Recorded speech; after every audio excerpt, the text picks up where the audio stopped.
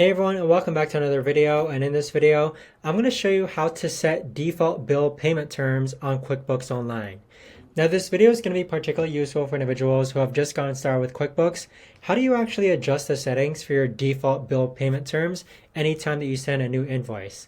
Now, in order to do this, guys, this video is going to be short, sweet, and simple. There's not going to be a lot of steps involved. Let's first log on to our QuickBooks account.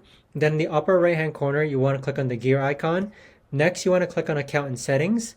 And then from this option here, on the left-hand side, you want to click on Expenses. Once you have Expenses open, you're going to see this option here where it says Default Bill Payment Terms. You want to click on Edit, which is the pencil icon. And then this is where you could actually set your default bill payment terms. So you can do net 15, net 30, net 60, due on receipt, and then click on Save. But that right there, guys, is the best and easiest way that I know of to actually go ahead and set your default bill payment terms on QuickBooks Online.